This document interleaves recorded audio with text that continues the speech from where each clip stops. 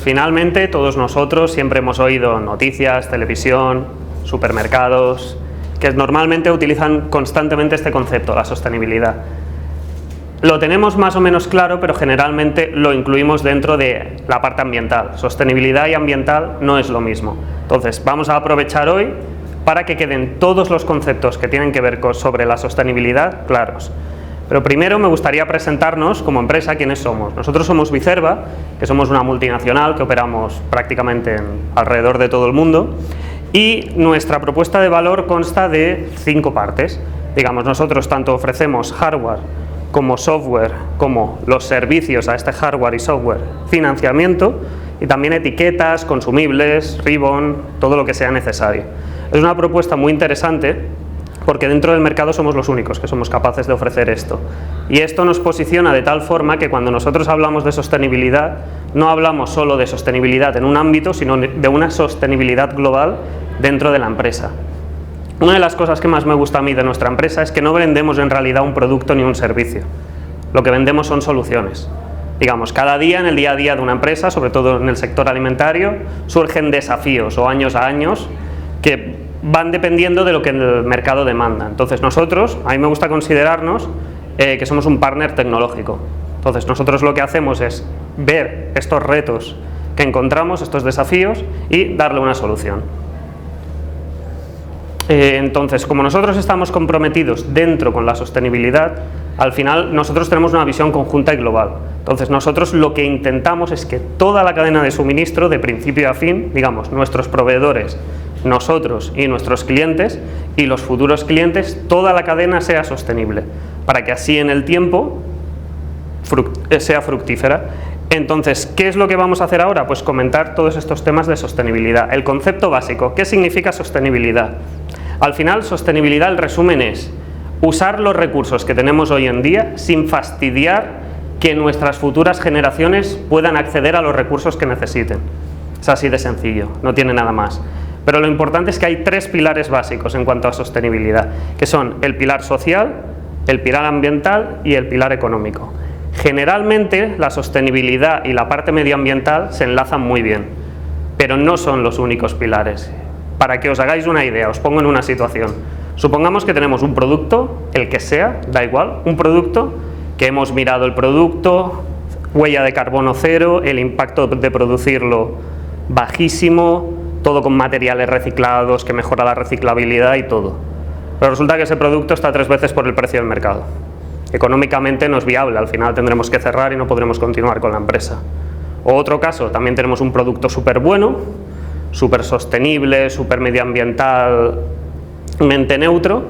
Resulta que afortunadamente por nuestro proceso productivo no tiene un coste de producción alto y entonces está en un precio competitivo del mercado, pero resulta que socialmente lo producimos en la India con niños de 5 años. Entonces, lo importante de la sostenibilidad es tener en cuenta estos 3 pilares. Si estos 3 pilares no se cumplen, no es sostenible. Y ahora cada día más las empresas están entendiendo que la sostenibilidad es una necesidad, porque se están viendo que a lo largo del tiempo las demandas van cambiando y si no hay esa adaptación, probablemente en un futuro tengan ciertos problemas. Para entender uno de los conceptos más básicos, que se habla mucho ahora sobre todo, que es la economía circular, primero tenemos que ir atrás en el tiempo. Cómo trabajábamos antes, cómo trabajamos ahora y hacia dónde queremos llegar. Antes trabajábamos con una economía lineal, sobre todo hace 50 años atrás, que era muy sencillo. Cogíamos el producto, lo extraíamos de la naturaleza, lo modificábamos, lo reproducíamos de alguna forma, luego lo pasábamos al consumidor, este lo consumía y lo desechaba. Ahora estamos en periodo, digamos, de la transición de economía lineal a reciclaje. Ahora mismo tenemos la capacidad de reciclar, podemos ir a los contenedores y reciclar en los diferentes puntos diferentes materiales. Lo que también tenemos que entender es que no todo el material que reciclamos realmente se recicla, solo un porcentaje se puede reciclar. Y de ese porcentaje a veces es en una calidad inferior a la necesaria del material inicial. Situación ideal y muy complicada y que en realidad 2 materiales en el mundo en teoría solo cumplen la economía circular, que es coger este material, producirlo, modificarlo, utilizarlo y volverlo a utilizar dentro de la cadena sin perder nada.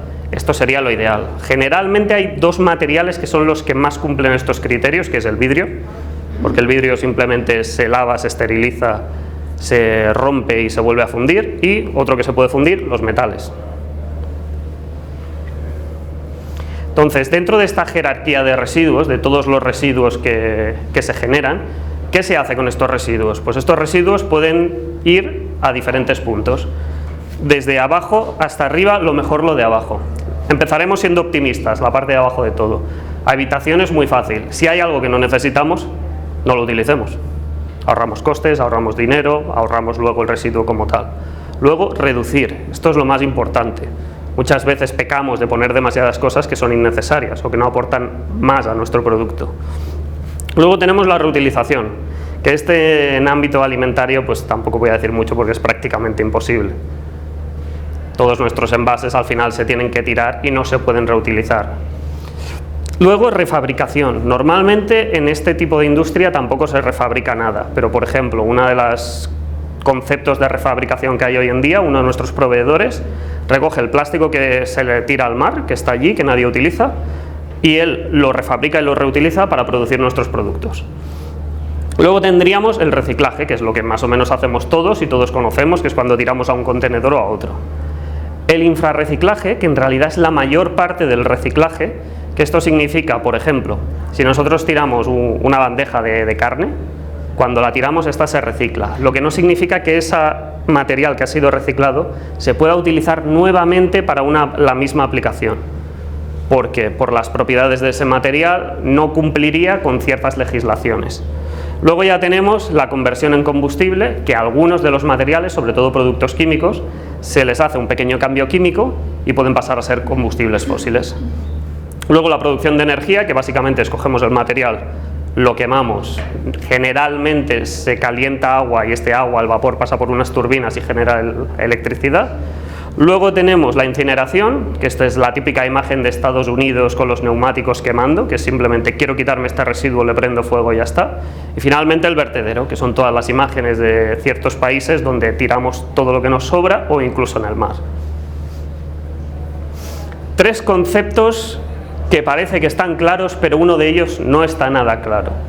Reciclable versus biodegradable versus compostable. Reciclable, todo el mundo lo tiene bastante claro. Es un material que tú coges, lo sometes a un proceso y el material resultante lo puedes reutilizar para lo mismo o otras partes. Generalmente, a no ser que el proceso sea químico, que lo que hace es desmantelar estos materiales y volverlos a formar, tiene un número determinado de veces que se puede hacer. El peor concepto que existe y que no queda absolutamente nada claro y que todo el mundo usa a diario, y ya lo he visto incluso en esta feria, que es biodegradable. Actualmente seguro que habéis visto en cualquier tipo de comerciales, en las tiendas, en mi plástico es biodegradable, este material es biodegradable, todo es biodegradable. No sé si erais conscientes, pero el problema de la biodegradabilidad es que su definición es que al final hay unas ciertas condiciones que consigue que el producto como tal se degrade en partes más pequeñas. ¿Qué es lo que pasa? Que no hay un tiempo definido. ¿Esto qué significa? Que podríamos decir que los plásticos, por ejemplo, esta silla no es biodegradable, pero dentro de 100 millones de años de esta silla no existirá nada.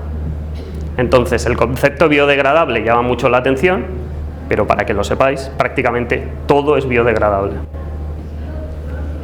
Finalmente, este concepto sí que es más interesante, que es compostable, que es más o menos lo mismo, digamos que estos materiales se degradan en un compost que se puede utilizar como fertilizante, pero esta vez sí que hay un tiempo definido. Hay una norma, que es esta normativa, que te define un tiempo, dependiendo del tipo de compost que sea, si es industrial o casero, entre 3 meses y 6 meses. Finalmente, una de las cosas que no paran de preguntarnos a nosotros como especialistas en soluciones es: oye, ¿y qué material utilizo yo en mi etiqueta para que sea lo más sostenible posible? Error. Siempre hay que pensar que el consumidor lo que tira es un envase completo, nunca una etiqueta. Entonces, se ha de pensar siempre en cómo diseño el envase entero y no solo cada una de las partes individuales del envase. Entonces, yo lo que les digo es: no me preguntes esto, sino dime qué es lo que tú utilizas, lo miramos el conjunto y entonces ahí definimos cómo lo podemos hacer más sostenible. ¿Qué es importante? Utilizar la regla de las 3 R's. que ahora se ha puesto bastante de moda y veréis que hay regla de las 3 Rs, regla de las 5 Rs, regla de las 7 Rs, al final estas son las básicas.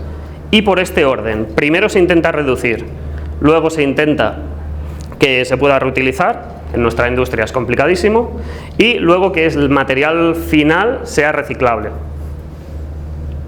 Entonces, nosotros, dentro de la parte de etiquetaje, lo primero que tenemos que hacer es reducir. Entonces, pensamos siempre en el diseño del envase. ¿Qué es lo primero que podemos hacer? Reducir el tamaño de la etiqueta. A veces hay algunas etiquetas que no son óptimas, simplemente se hace un tamaño muy vistoso, muy grande, pero no es necesario. Al final has de optimizar toda la información, la parte corporativa y una cierta atractividad de cara al consumidor. ¿Qué también es importante? Que lleve pocos colores. Esto es complejo de entender. Desde el punto de vista de producción, por ejemplo, si veis una imagen de un solomillo, una etiqueta de un solomillo, igual esa etiqueta lleva 4 colores, aunque veáis infinitos colores. Y hay etiquetas que parece que lleven 3 o 4, pero esas llevan más. Al final es reducir ese número de colores. Y finalmente, al final, la etiqueta ideal, pues ¿qué es? La que lleva la cantidad justa de información y de tintas y la cantidad justa de material. ¿Qué más podemos reducir? Podemos reducir cosas del proceso. Por ejemplo, una cosa que está muy arraigada dentro de la industria, al final tenemos siempre que, dentro de la industria alimentaria, reimprimir una información variable. Esta información variable hay básicamente 2 métodos para reimprimirla. Hay más, pero los más generales son estos dos, que es una impresión térmica o una impresión mediante transferencia térmica, que en este caso es con ribbon. ¿Qué es lo que podemos hacer? Por ejemplo, en el caso del ribbon, eliminarlo. Si eliminamos el ribbon, estamos generando un consumible menos, un desecho menos, menos espacio de almacenaje, menos transporte. Al final es algo que podemos eliminar y utilizar materiales térmicos. Siendo sincero, estamos aquí en la cuna del jamón ibérico. El jamón es muy abrasivo, la grasa del jamón, y no se puede utilizar material térmico porque se lleva la impresión. Siempre que no se pueda utilizar material térmico, hay que buscar una alternativa para reducir ese consumo de ribbon. En nuestro caso, nosotros tenemos una solución que está en nuestras etiquetadoras, que es este tipo de impresión que le llamamos EcoMotion, que al final generalmente el ribbon y la etiqueta van a la par y se consume la misma cantidad, mientras que utilizando este tipo de impresión, que es la EcoMotion, el ribbon solo se mueve la cantidad que tiene que imprimir. ¿Esto qué significa? Que si la etiqueta es así, generalmente gastas esto de ribbon y esto de etiqueta, pero si resulta que luego solo tienes que imprimir esto, con este método gastas esto de etiqueta, pero solo esto de ribbon. Así que la diferencia es considerable, tanto económica como medioambiental. Luego, otra de las cosas que podemos reducir, las etiquetas generalmente, todas las que habréis visto, si habréis visto un rollo de etiquetas, tienen una zona que es el liner, que es el soporte siliconado. Este soporte siliconado solo cumple una única función, que es aguantar la etiqueta hasta el momento en el que se dispensa y se aplica. Justo después de eso, se tira. Precisamente este es uno de los contaminantes más complicados, porque solo hay, creo, actualmente 2 o 3 fábricas en el mundo que lo pueden reciclar. Son especialistas en este material y las condiciones en las que te piden este material son muy complejas para asumir para muchas de las industrias. Conclusión, si nuestra aplicación lo permite, quitemos el soporte siliconado. Entonces nosotros tenemos 2 tipos de etiquetas, que en realidad las 2 son etiquetas linerless, al final es que no tengan este soporte siliconado, que lo que hacemos es, la etiqueta tiene una capa de silicona, entonces el adhesivo se pega justo encima de esa capa y puedes ir sacando etiquetas a etiquetas. Y luego tenemos la otra versión, que es el clean cut, que en este caso es más para aplicaciones de bandejas en las que la etiqueta envuelve la bandeja, las típicas bandejas de carne, de pollo que podéis ver en todos los supermercados. Y nosotros, yendo más allá, ya no solo tenemos este tipo de etiquetas, sino que la máquina que es capaz de dispensar estas etiquetas está optimizada. Con estos rollos lo que conseguimos, dependiendo, el máximo que podemos conseguir es que al no tener esta capa de soporte siliconado, al final nos caben más etiquetas por rollo, con lo cual cambiamos menos rollos, mejora la eficiencia productiva. También el residuo que generamos es 0. Lo único que generamos de residuo es el canuto que hay en medio, interno. Todo el liner ya no es un residuo. Y sobre todo lo más importante es, primero, en eficiencia, resulta que la capa de adhesivo, la línea, está cortada, no es continua, con lo cual cuando la cuchilla corta, la cuchilla no se ensucia. con lo que significa que no hay que parar nunca la máquina a la hora de limpiar estas cuchillas. Segundo, la huella de carbono del transporte disminuye, porque al final, si tú tienes una huella de carbono de me he llevado 100.000 etiquetas, al final, si en ese mismo espacio, en lugar de llevar 100.000 etiquetas, puedes llevar 200.000, 300.000, la huella de carbono y el impacto de tu empresa disminuye. Y finalmente, al final, la capacidad de almacenaje. Dentro del mundo de las etiquetas existen etiquetas reutilizables. No se usan en nuestra industria, son más para aplicaciones en casa. Que tú tengas unos tarros de vidrio y quieras poner una etiqueta que es de pizarra y quieras escribir arroz. O cualquier etiqueta plástica que tú quieras escribir encima, luego quieras borrar y puedas modificar. También se consideran reutilizables esas etiquetas que provienen del material de fuentes renovables. Por ejemplo, de yuca, de restos de patatas, se pueden producir etiquetas. Luego, lo más importante, ya hemos visto la reducción de materiales o procesos, la reutilización, el reciclaje. Al final tenemos dos situaciones que podemos ver. Empecemos por la sencilla, que la etiqueta contenga material reciclado. Que un porcentaje de esta etiqueta contenga material reciclado. Luego lo veremos muy rápido, pero hay etiquetas del 15%, del 30%, del 99%, dependiendo si han pasado por un reciclado mecánico o químico. La otra parte, que esta es muy compleja y siempre aconsejo o contratar a alguien de sostenibilidad dentro de la compañía o buscar a algún consultor de sostenibilidad o directamente contactar con nosotros, es a la hora de diseñar el envase. Hay envases que es mejor que la etiqueta tenga ciertas características, se separe del envase en el proceso de reciclado y se pueda reciclar. Hay otro tipo de envases que es mejor que la etiqueta se quede adherida dentro del envase y en el proceso de reciclado se reciclen ambos juntos. Finalmente, los materiales más utilizados, comunes, quitando materiales barreras y demás, son el PET, el polietileno tereftalato, el polipropileno, los 2 polietilenos, cartones y papeles, aluminios y vidrios. Y de estos materiales, así una visión general, cuando tenemos un soporte y luego un film y una etiqueta, no todas las combinaciones son óptimas. La forma más óptima de pensar es si esto fuera un vaso de agua y nosotros tiráramos los materiales, hay materiales que se quedarían abajo por densidad y hay materiales que se quedarían arriba. Entonces, ¿qué es lo que tenemos que intentar? Que la mayor parte del material del envase como tal esté separada, por ejemplo, en la mayor parte de casos de la etiqueta, porque la etiqueta contendrá unas tintas, un material térmico, cosas que desfavorecen el reciclaje de este. Finalmente, el problema real que encontramos y por el que mucha gente todavía se pregunta, ¿para qué recicla? Dice, ¿para qué voy a tener 4 basuras, 5 en casa, si luego vete a saber lo que pasa luego con todo esto? Es muy sencillo, tenemos dos situaciones, tenemos a las empresas recicladoras y a las empresas productoras. Los recicladores que dicen, yo tengo que hacer unas inversiones millonarias para adaptar mi proceso a los envases que me está ofreciendo el mercado. Y dicen, bajo ningún concepto voy a gastar ese dinero. Y los productores lo que dicen es, ¿para qué voy a modificar mis envases y los voy a adaptar a los procesos de reciclado si luego la mayor parte de esos envases acaban donde puedan acabar? Situación ideal y que vemos cada vez más y nosotros hacemos de intermediarios, es que entre estos recicladores y estos productores estamos nosotros. Entonces lo que hacemos es ver cómo es el proceso de reciclaje, qué cosas positivas y negativas pueden influenciar, vamos a los productores y les decimos, oye, cuidado, esto que estás utilizando no es lo óptimo, deberías de hacer esto, para que el formato sea reciclable. No solo eso, sino que les enseñamos a transmitir esa información a sus clientes, para que al final esa información de sostenibilidad que ellos dan, su departamento de marketing, sea verídica. Sé que igual ya llega un poco tarde, pero os quiero contar un caso real de mascarillas para el tema del COVID.